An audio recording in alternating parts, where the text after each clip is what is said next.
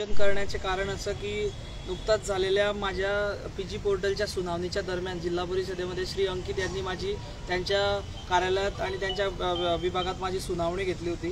भूषण प्रभाकर तायडे विद्युत सहाय्यक शाखा अभियंता याच्या संदर्भात प्रमुख ठोस मुद्दे मी या संदर्भात जाहीर केले होते। या सदर प्रक्रियेला सुमारे मी 1.5 ते 2 वर्षापासून पाठपुरावा सगळं शासन स्तरावरती वरिष्ठ प्रशासकीय लोक शिकायत तक्रार निवारण समिती, भारत सरकार, ॲडमिनिस्ट्रेटिव्ह पब्लिक ग्रीव्हनेस, मुख्यमंत्री महाराष्ट्र राज्य, गृहमंत्री, मुख्य सचिव महाराष्ट्र शासन अशा अनेक मोठ्या अधिकाऱ्यांना या संदर्भातल्या मी कंप्लेंट केल्या होत्या।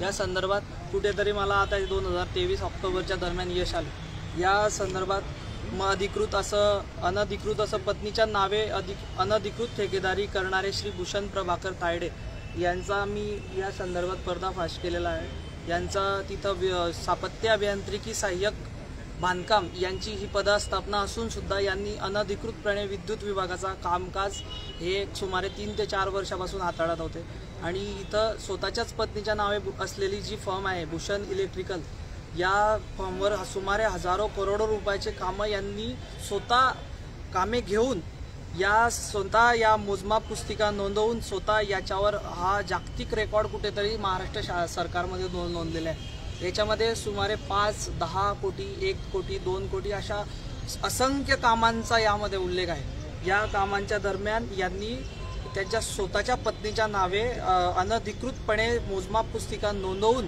याच्यामध्ये त्यांनी स्वतःच्याच कामामध्ये हस्तक्षेप करून कुठेतरी आर्थिक हस्तक्षेप याच्यामध्ये करून जिल्हा परिषदेचं आणि शासनाचं कुठेतरी नुकसान केलेलं आहे। ओके, तुमची आता मागणी काय नेमकी? माझी मागणी अशी आहे, याच्या संदर्भात श्री अंकित जे मुख्य कार्यकारी अधिकारी जळगाव जिल्हा परिषदेचे आहे त्यांनी या संदर्भात समिती गठीत केलेली आहे। त्याच्या समितीचे अध्यक्ष गणेश भोगावडे, ग्रामीण पाणी पुरवठा कार्यकारी अभियंता आणि सचिव अमरसिंग राजपूत आणि किरण बरे आणि रमाकांत पाटील या 4 जणांची त्यांनी समिती जाहीर केलेली आहे। या समितीला त्यांनी आदेश दिलेला आहे की 20 ते 22 दिवसामध्ये या संदर्भातला आदेश आम्हाला निर्गमित करा आणि याच्या संदर्भातली चौकशी करा। चौकशी जर त्यांच्या बाजूने लागली चौकशी त्यांच्या जर बाजूने लागली तर मी निश्चितच या चौकशी समितीला सुद्धा मी कोर्टात खेचणार आहे आणि कोर्टात खेचून यांच्याद्वारे मी शासनाला विनंती करेल आणि न्यायालयीन प्रविष्ट बाबीला विनंती करेल की या संदर्भात त्रयस्थ समिती ही बाहेरच्या स्तरावरची राबवून यांची चौकशी करून मी न्यायालयात या संदर्भात दाद मागतो। सीओनी कारवाई देखील केली ना? आता सीओनी कारवाई केलेली आहे, त्यांचे सगळे चार्ज काढले। त्यांचा विद्युत विषयक जो कामकाज करणाराचा जो चार्ज होता सोलर विभागात पूर्ण जिल्ह्याच्या संदर्भातला तो त्यांनी चार्ज काढलेला आहे। त्यांचा जो भंडार कक्षाचा चार्ज होता ज्याच्याकडे पूर्ण मेजरमेंट बुक पूर्ण जिल्ह्याचे असतात, मोजमाप पुस्तिका असतात, तो चार्ज त्यांच्याकडून काढण्यात आला भंडार कक्षाचा।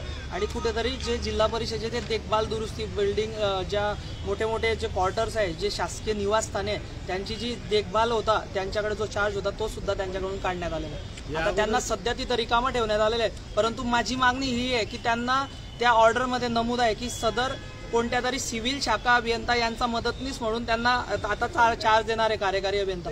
पण कुठेतरी मला असं वाटतं कार्यकारी अभियंताची तत्काल आताची कार्यकारी विद्यार्थी सुद्धा मॅनेज झालेले आहे, पण त्या कार्यकारी अभियंत्यांना मी पत्रकार यांच्या माध्यमातून विनंती करतो आणि सीओ साहेबांना सुद्धा विनंती करतो की त्यांना चार्ज हा इथं मुख्यालयात आणि तालुक्यात देऊ नये। त्यांचा आधीचा जो चार्ज होता किंवा ज्या तालुक्यावर होता त्यांना तिथं शाखा अभियंत्यांचा मदतनीस म्हणून चार्ज देण्यात यावा, कारण की इथं त्यांना दिला म्हणजे या चौकशी समितीमध्ये हस्तक्षेप होईल आणि कुठेतरी ही मॅनेज समिती होऊ शकते।